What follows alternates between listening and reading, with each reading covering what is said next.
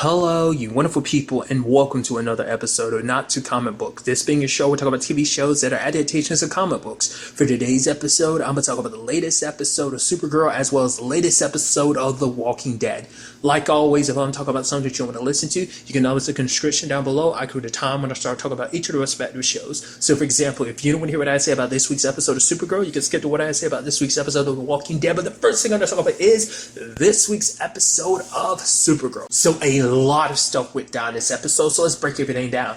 It didn't correlate in my head to even think, it didn't cross my mind to think that the parasite they were putting inside of Jensen was the parasite. I was like, oh, that's so interesting. And it's like, oh man, that's crazy. I feel so bad because of the whole like stealing people's powers and stuff like that. Did that not come up with Kara at all last season? I mean, when that last season she fought Parasite? Or was that season 2? That was season 3, right? I don't remember. I want to say that was last season. I could be 100% wrong, but it's like, I didn't remember him stealing her powers like that, but maybe he did. I don't remember. I definitely remember like absorbing energy and stuff like that, but I didn't remember to the extent of like absorbing powers like that. Because I was pretty scared for a second, because like, oh, the last thing you want is him running around with Supergirl's powers. But luckily, it only lasts for a little bit. But obviously, this all connects to Amade's jewel that basically made it so he could absorb power and keep it. So that was kind of crazy in itself. Well, I think it's so fascinating. Things didn't go, like, I started to wonder I guess Ben is trying to use this whole situation, Agent Liberty Ben is trying to, like, use this situation because, like, it's like, oh, man, here's Jensen causing all these attacks and stuff like that. It's like, oh, man, people should be worried. Oh, but look, Guardian's here. And obviously he's trying to push Jimmy to be in that position to kind of be like, oh, yeah, I represent everyone. I'm the human defender guardian. And so I thought the whole point was, I'm like, oh, was this whole Jensen thing just kind of like is it set up for this? And then like with the way the episode played out, it's like, no, Jensen was your main plan, but you were hoping to use Guardian as for one, it was kind of like a middle finger to Jimmy to a certain extent to kind of force him into the position you want him to be in. But also, I think it was also kind of your way of kind of worming Jimmy towards your goals. Because let me kind of break it down.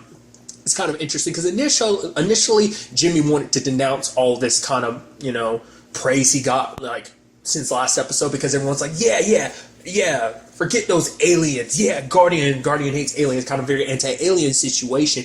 Lena's the one that suggested like, hey, maybe we can use this to our perspective. No publicity is bad publicity. No, even bad publicity is good publicity, essentially, And so she's kind of like, hey, you can basically reach people who normally you wouldn't be able to reach. To kind of, it's like, oh, you're able to reach the people who want to hear your voice, but you can reach those who weren't listening before are now listening now, and like you can change their mind essentially.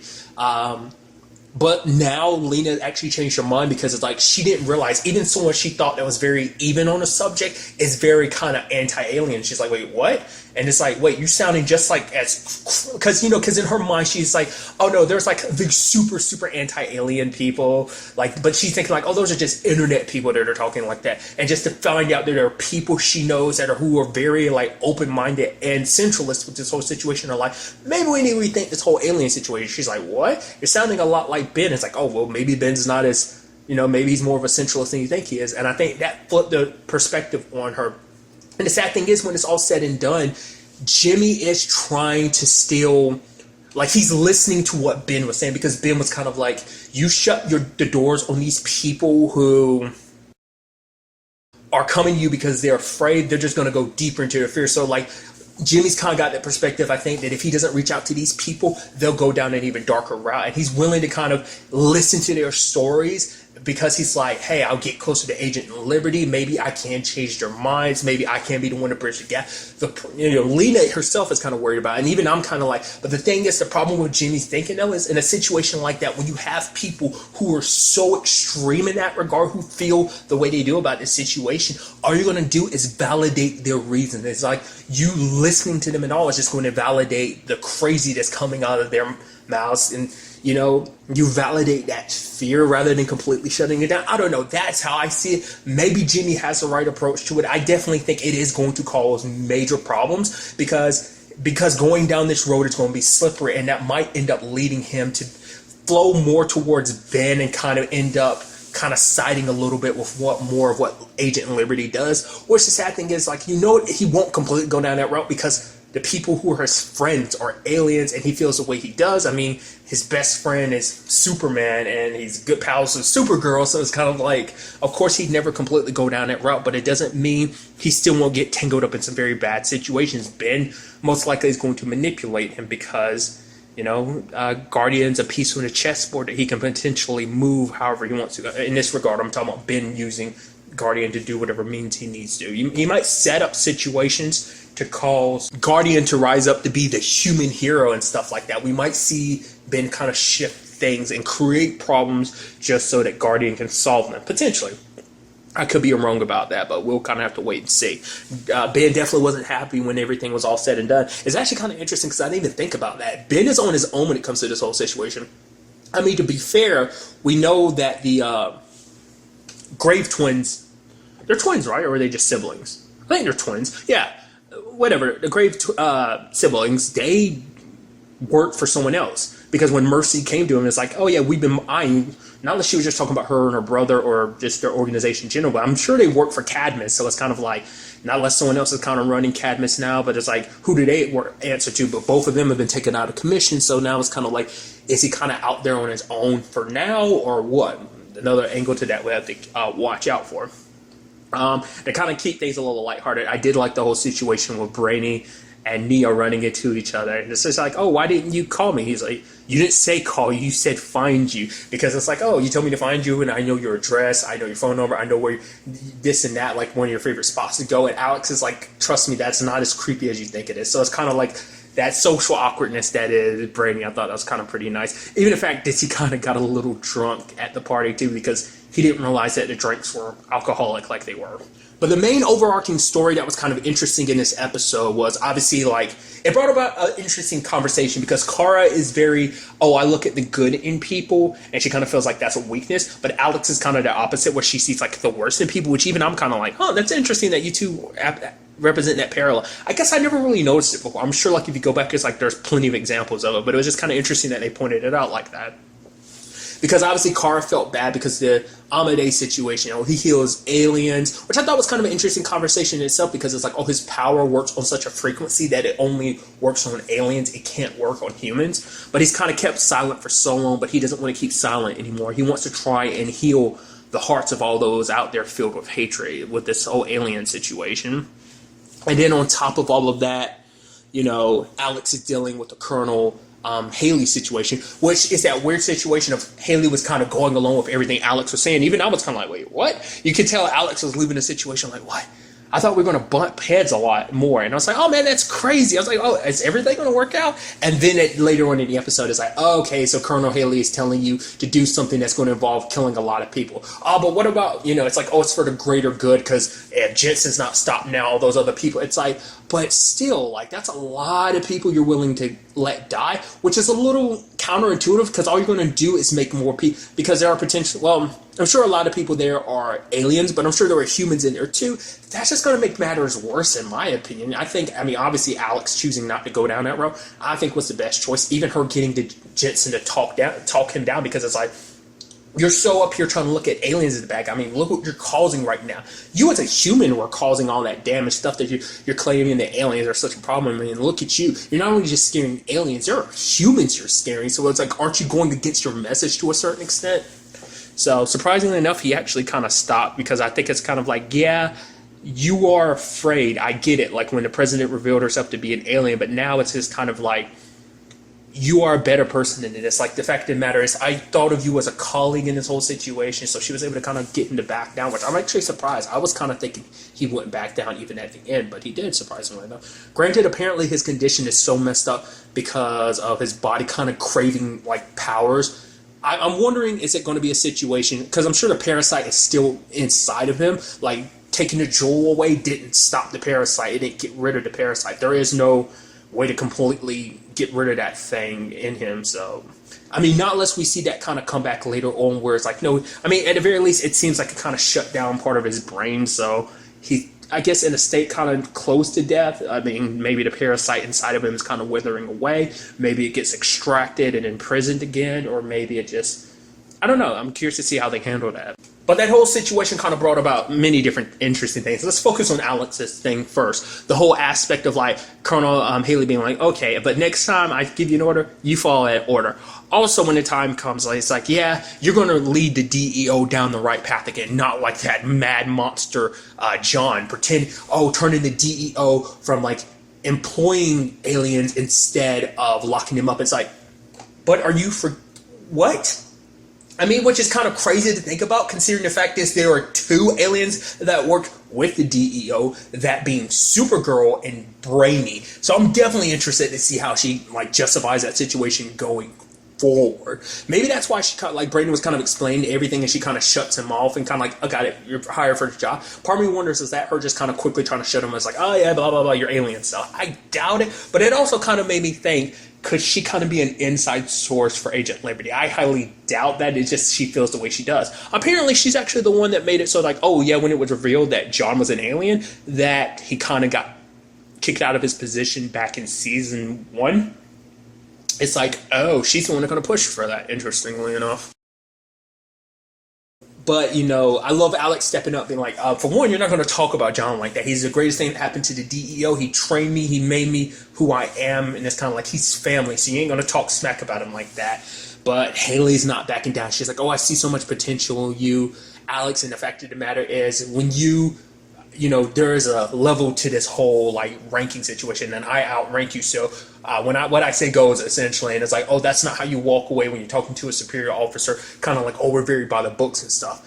Oh, it's definitely going to be interesting, especially because Alex went through that whole thing of like trying to go by the books just because she felt like everything was kind of closing down on her, and she felt like going by the books might be her only means of kind of like getting some semblance of control back. But now we see her kind of having to be forced into that position. So I'm definitely interested to see where this whole DEO situation and Alex goes next, you know, just because, you know, Alex and Haley are going to bump heads. Also, Alex runs the DEO, but obviously, like, Haley kind of has final say because she also has, like, the White House backing her up, too, with her position and stuff like that. So it's definitely going to be interesting to see how things are handled going forward from here. There's also another interesting thing, too, because it almost seems like, it's like, oh, yeah, John, we heard about the whole Amadeus situation, so let's figure that out. Like, you figured that out, and it's kind of like, oh, man, other people kind of want your help, too, and he wears the hat and everything. I'm like, oh, man. I was like, are they setting, like, John up to be kind of like a private detective now? Which is definitely going to be interesting. Because I typically don't know what John Jones' whole deal is in the comic books. Like, all my information about him is kind of based on, like, because none of the cartoons he ever lived a human life, not that I know of. Like, even the Justice League stuff, he was always Martian Manhunter. He wasn't, well, obviously, but still, he was in his Martian form. I don't know, or at the very least, I don't remember him ever being in human form, kind of living a day-to-day life like Clark/Superman or Barry/Flash, or, I mean, in this case, like Kara/Supergirl.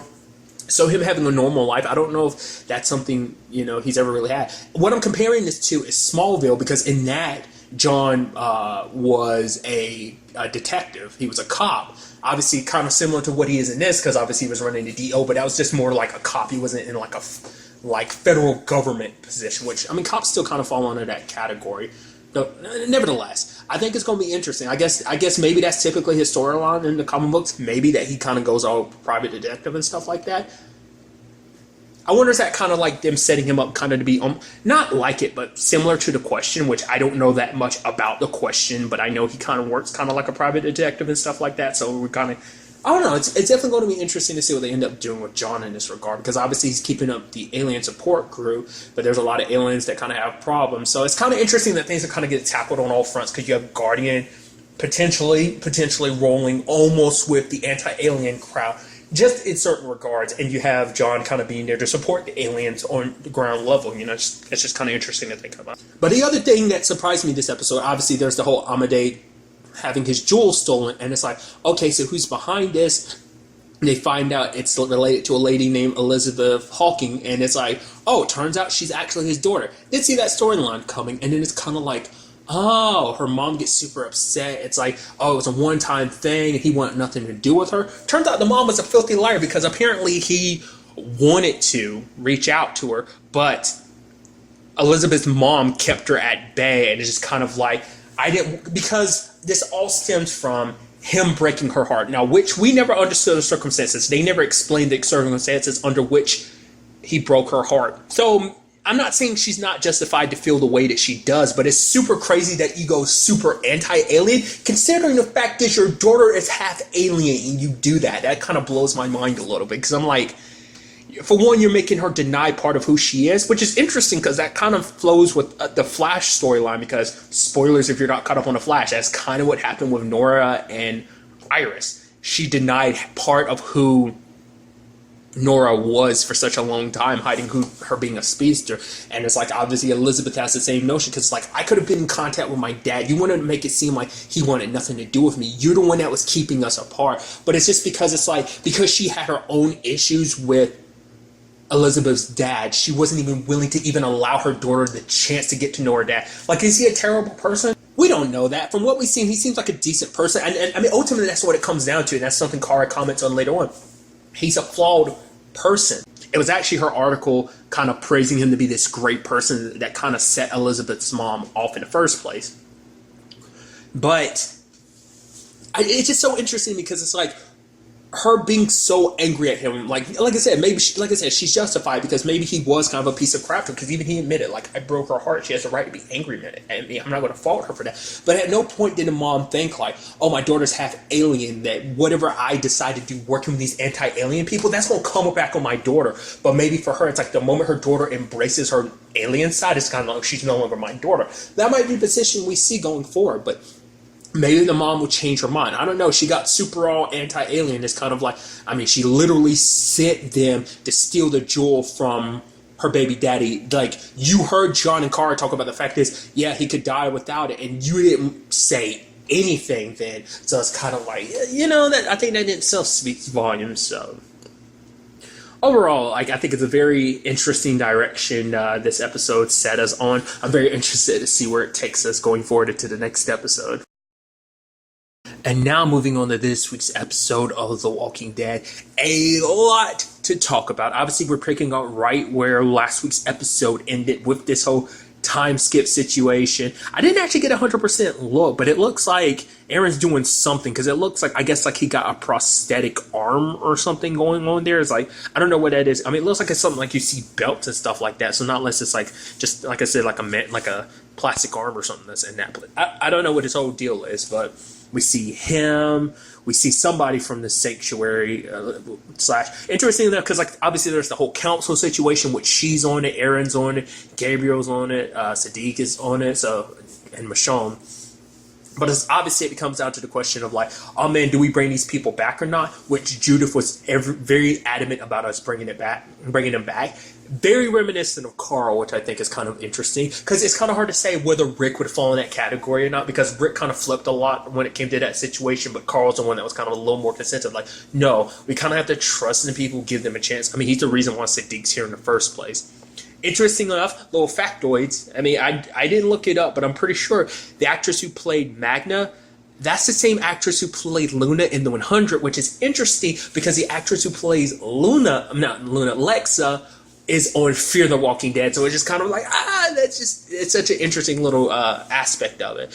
But it's very interesting because obviously we still clear-cut don't have an idea of everything that went down. Because obviously things have changed when it comes to Alexandria. For one, they didn't even ask the same questions that they used to. That's a big thing to know. The whole question of how many walkers have you killed, how many people have you, like all of that doesn't exist anymore. So I think that speaks volumes in just like how much has changed with this community, because it's like, even they're talking about the fact is it's been a long time since they had to gather to decide on what happens with this. Also shows that they've kind of got like their laws kind of laid out and stuff like that. Because everyone was kind of like, it's kind of interesting because the moment Michonne kind of shows up, everyone, like even Aaron kind of has like a nervous look on his face. Like, I mean, because Michonne's the one who kind of lays the groundwork, I guess. Like, this isn't just probably about Rick. It plays a big role in that, but once again, we don't know everything that happened. I mean, there's even the fact is that Michonne has this little X pattern on the bottom, like it's a scar in the shape of an X on the back, on her back, lower back. So it's like, okay, so what happened? Because we still don't know how much of a time frame has happened. A lot of people have grown up. Henry's gotten older. Obviously, we've seen that Judith has. What's also interesting too is that the kid that Michonne had, because she was pregnant at the time, is now he's kind of a kid now, so it's like, yeah, we definitely hitting a couple years of past situation. I don't actually even know how old Judith was, because obviously, like, they've time skipped. I think the most they've really time skipped at any time was like a couple months, maybe more, but I would say like she was like maybe 4, 5 at most when we saw her, so she looks like she might be like 10? Was that how old Carl was at the beginning of the series? Like, I'm wondering, is that what they're kind of representing with that, her being as old as Carl was at the very beginning of all this, potentially? I don't know. She kind of had to grow up in this more than Carl did, because she's growing up in it. At least Carl knew about the world beforehand. Let's not forget, like, she was a baby 3 seasons into this show. So, it's just, in the grand scheme of things, we don't know how long ago that was time frame-wise. So, but once again, it's usually months in between seasons. Maybe. Also, you don't know how much time has passed from episode to episode in many regards. So that's a lot of stuff to kind of consider when it comes to this whole time frame situation. What I thought was really interesting is that Judith actually got Negan's opinion on this. The fact of the matter is she's doing her homework, asking for Negan for help, which begs the question, is she doing that on her own? Does Michonne know that she's doing that? Does anyone know she's doing that? Has she been doing that for a long time? Which also plays another interesting element to it, because Negan got very close to Carl, so him getting close to Judith is very interesting. But I guess it might also stem from the fact that he doesn't have any kids of his own, and kind of being there for one of the kids that's growing up in this world, because he saw the potential that Carl had. It's like Carl could have made this world his own, which is kind of an interesting thing, because I think I talked about this before. This is like before it came up about Carl leaving, like, the actor Chandler Riggs leaving the show last season.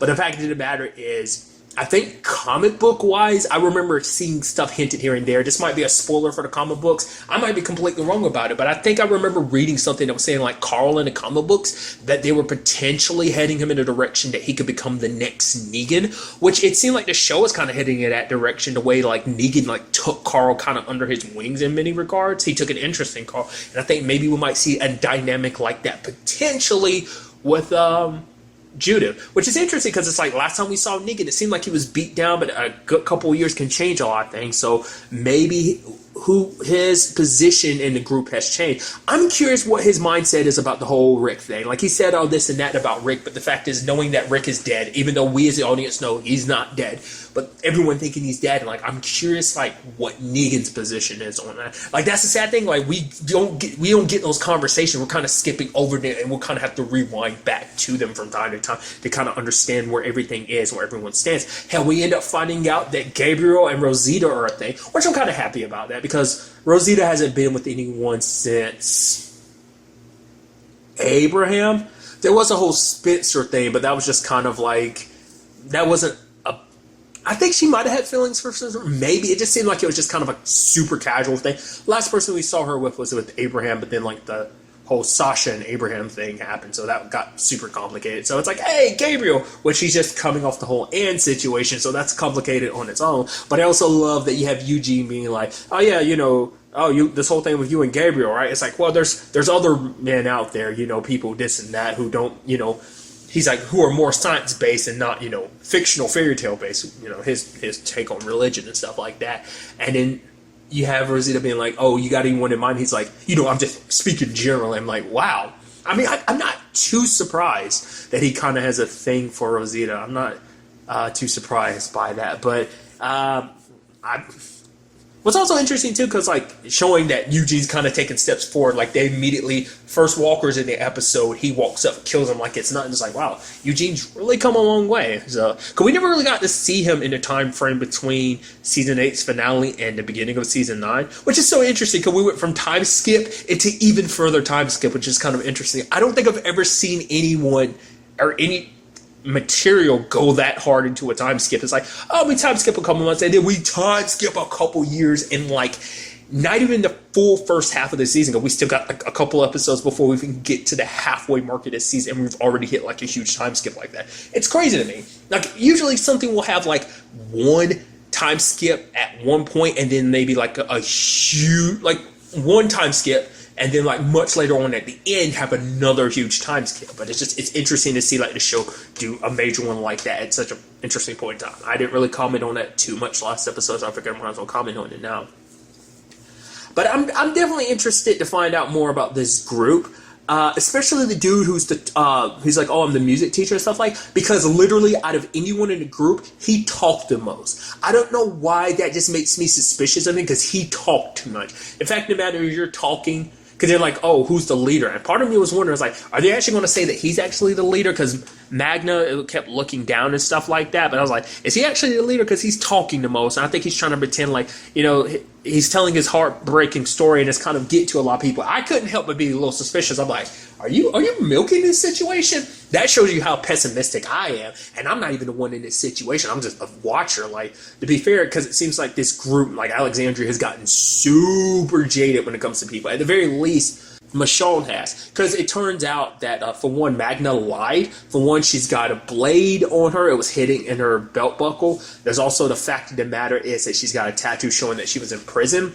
At first, when Michonne was kind of bringing up such a point, I was like, is that you trying to reference the prisoners from season 3? But to be fair, not all of them were jerks. A good chunk of them were. I was like, but obviously, I think she's more so referencing whatever happened in between, you know. It's like, because she was like telling Aaron, it's like, oh, you know what happened before. I haven't forgotten. And I love Magna, which I forgot. It's like, what she was saying, and Michonne, she's like, can I ask you a question? And Michonne was like, no, and kept walking away. So that was really interesting. What I also find fascinating is the fact is that Gabriel is willing to try to use the radio.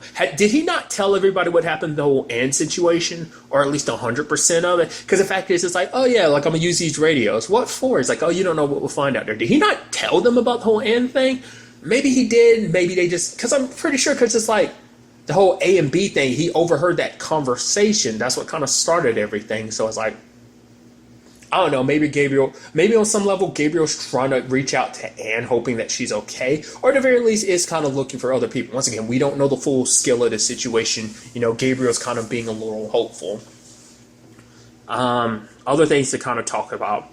The fact is that Magna kind of wanted to go deal with, like, I don't know what her plan was, because obviously she's the fighter, but it's like, what was your plan going after Michonne? That was going to be pretty stupid, but what were you planning on doing? The others kind of convinced her, it's like, yeah, that's a stupid thing to do. If we end up on the outside, we end up on the outside. They've probably been through a lot too. We probably can't change this lady's mind. So it's kind of like 2 against, 2 at that point in time, but it's just kind of like, hey, let's wait for Michael to get healed up, and then we leave.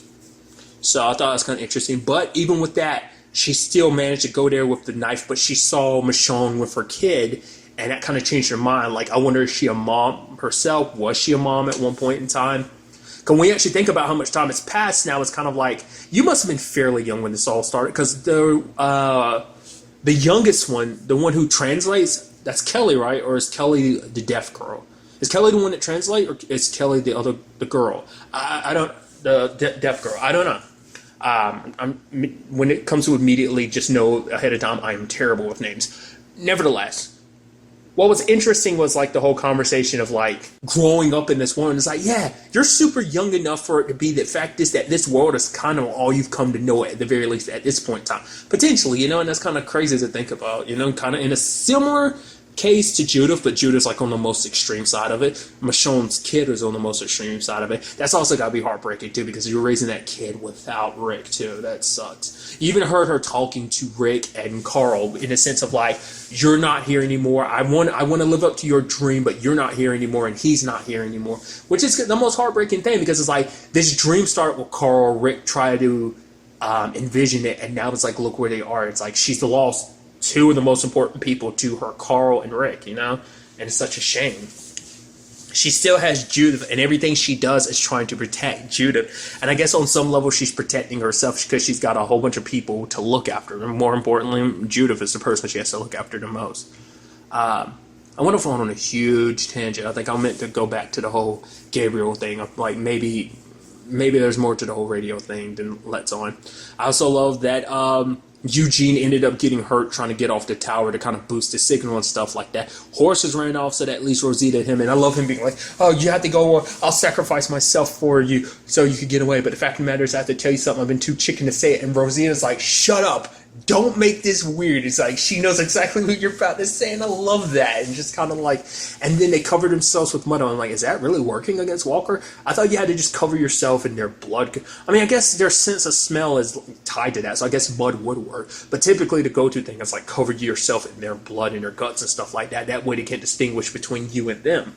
But I could have sworn while the walkers were walking, I could have sworn I heard audio saying, find them, they couldn't got far. I was like, wait, what? What the hell was that? Was that my imagination? Was I being stupid? That seemed weird, and that came out of nowhere. Not unless someone was mixed up in that crowd. It's like, I have no idea what the hell I heard. It kind of freaked me. I was like, what? Was that just in like? Was that some like weird glitch in the audio in that point in time? Was I actually hearing something else when I just thought it was from the? I mean, my TV wasn't on, so I don't know if I was just being crazy at that point in time. Nevertheless, that's definitely a predicament they find themselves in. We see that the kingdom, things are kind of running down a little bit. We see Carol with her longer hair being queen now because she married Ezekiel, which she's even kind of like, I don't really think I'm like that. But Jerry's like, nah, you got to accept the queen title because the fact of the matter is you're married to the king, you're mother to the prince, that being Henry, which, like I said, we see him older. And basically he wants to go to Hilltop so he can train under Earl so that he can help fix the place because there's no one in the kingdom trained in that because it's like, yeah, like they're literally keeping pipes together with duct tape. So, but Ezekiel was reluctant to let Henry go just because it's like, hey, it's your son, which is such an interesting thing because it's like their relationship had always been like, oh, your majesty, but now it's like dad and mom. And I thought that was kind of such a nice, interesting take on it because I feel like even younger, Henry never really referred to Ezekiel as dad. I don't even think his brother wasn't Bradley. Even his brother never referred to Ezekiel like that. But I guess in that time frame, the dynamics have changed. So Carol goes with Henry, and they run into the saviors from the sanctuary back in a couple episodes back, and it's like, hey, so a good chunk of you actually survived because we never found out what the aftermath of that was. But I guess the shot firing was Carol kind of being like, okay, now get the hell out of here, because it turns out the dude was like, okay, honestly, you let me live, so I'm gonna pay you back. I'm gonna let you live. You get to keep the car, the wagon, and the horse. We're taking all this other stuff, and I'm taking your ring. Henry wanted to fight back, got knocked down, so there's that. What was interesting is Carol's mixed message. Her first message was kind of like, it's kind of like, no, we don't need to fight back. Like, the fact of the matter is there was no point, but Henry's like, the fact is you told us to fight for what's right, and you didn't, so it kind of left them a little mixed. And then Carol immediately tracks them down, dumps gasoline on all of them, and burns them alive. And it's like, yo, like, what? That's a little hypocritical. Is it just because she doesn't, because she said it was all for Henry's sake. I guess it's like you're what's changed. It's like she's become a mom again. Because to be fair, she has not been a mom in a very long time since she lost her daughter. So maybe that kind of shifted her back into mom mode, but she hasn't completely, maybe she's afraid to kind of go down that route. Once again, we don't know what's happened to her in that time frame that kind of made Carol do what she did, but because she was even like, honestly, I could have let the ring go. And she's like, but there was stuff there that belonged to people I know that aren't coming back, which I don't know what it was. Wasn't paying close enough attention to realize what stuff was there. I don't know what you're talking about, people from the kingdom. Is this people that we've lost in between the time skip? Or is it people just all over the place, like even before the time skip? Like, so I don't know. Either way, it's like more so than anything, it's like you hurt my son, so middle fingers to you, burn. Which is like, okay, so there's a good chunk of the sanctuary because there was like I brought it up before. There's the lady who was with the sanctuary who's now part of the council, which is kind of interesting. I wonder, was there ever any ramifications for that Oceanside situation? Could we hear peep about them? It turns out the sanctuary kind of went bust because I guess no one's supporting them. They were kind of pretty much all on their own, hence what they're doing this now. But it's like a good chunk of them might be dead. All the remaining sanctuary people might have been wiped out in that regard. Might have gotten dwindled down over the past time skip, but now the final leg of them was wiped out by Carol.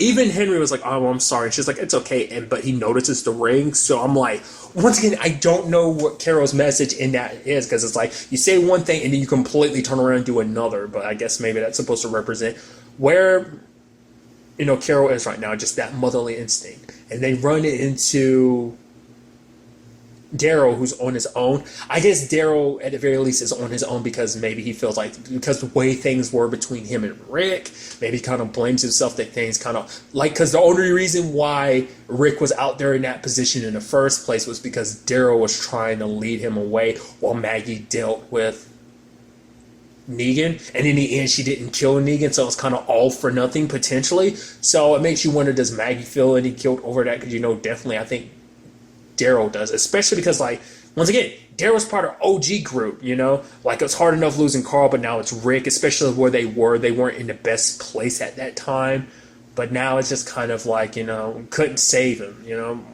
that was kind of like, that was basically his brother, so I don't know, it's kind of an interesting to think about, but I'm curious to see what ends up happening with that old Daryl situation, what we end up seeing from that.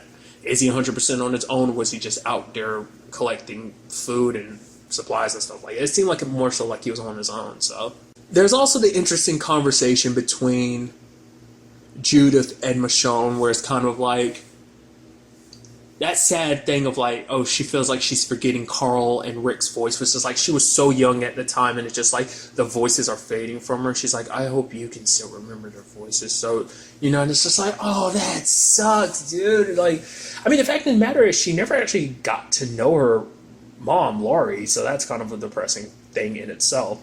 It's like literally the only person left in your family is Michonne now, but like everyone else in your family, your dad, your biological mom, your brother are going. I mean, you still have another brother because Michonne's pregnant, but still, it's not too great in the Grimes family, essentially, so. Well, to be fair, I keep saying all that as I'm forgetting. Technically, Rick's not dead. Everyone thinks he's dead, which does beg the question, like, what the off-screen reason why he hasn't never come back is. I mean, because I wasn't ready to chalk that up to be his final episode, because I guess this puts him in a position that when they decide to end the series, that they can bring him back for like a series finale is kind of what I'm chalking that up to. Because that's happened on a few occasions where it's like, oh yeah, here's a character you haven't seen. Oh yeah, they're bringing this character or actor back just for like this one episode in the final season. More likely at like a series finale potential thing. That's what I'm chalking it up to. Rather than killing him off, they kind of set him on stage. Because I think for them, whatever plans they potentially have for them, because it makes you wonder, because some series, because the comic book is obviously still going on, so I'm guessing Rick is crucial to whatever final point. They might kind of have like a One Piece thing going on. Like the creator of One Piece knew, this is something I read years and years ago that I've always kind of latched onto. The creator of One Piece always knew how he wants One Piece to end. He just keeps going because he has too much fun with the series. So I'm wondering, is it that type of thing where it's like, oh yeah, Rick is crucial to the final part of the series, so we want him out of the picture. Andrew Lincoln wants other stuff to work on. He's leaving the show and everything, so it's kind of like we're leaving that character open so that when the time comes, we can just bring him back for like a one episode thing and then just wrap the series. That's where my mindset's at. I could be 100% wrong on that. And there's also the question of the Hilltop, because apparently a lot has changed when it comes to the Hilltop, which we got no peek at that. I'm curious what the hell that's all about. To be fair, Michonne ended up changing her mind, and she's willing to take, rather than leave them in Alexandria, they're being taken to the Hilltop, which there's also that thing that Negan said I thought was so interesting. He made that like anecdote to like, oh yeah, like I had a stray dog, brought it home, thought it was good. Mom wasn't too keen on it until the dog snapped and killed all the other strays and even bit part of my mom's ear off. And he's like, after that, I learned my lesson. And then it led to an interesting conversation where Judith was kind of like, it's not about whether someone's good or evil, it's about the numbers in this regard. And you see Negan kind of almost smiling, like, is that her kind of pulling, is that kind of hinting at, because it's like, that's why I don't need your help on this situation. I guess it's just kind of like, it seemed like she might have been pulling like a Negan approach to it, where like people are important, so it's kind of like a numbers game and just like good or evil. That, or maybe she is suggesting, Negan's not really the one to be able to kind of discern that about somebody, or maybe at the very least it is like what I'm thinking it is, and because Negan kind of like was kind of stumped for a second, and then you kind of see him kind of smirk a little bit. So I do not know. I'm very interested to kind of see where this all picks up in the next episode, like continuing to dive into this time-skipped world and see how everything 100% stands, see where the dynamics go, especially Hilltop. Like I said, also Oceanside. I'm curious, like, what the hell that's all about, too. But really, that's all I want to talk about in this episode. Till the next time we meet, be happy, be safe, live life to the fullest, and enjoy it. Good day and good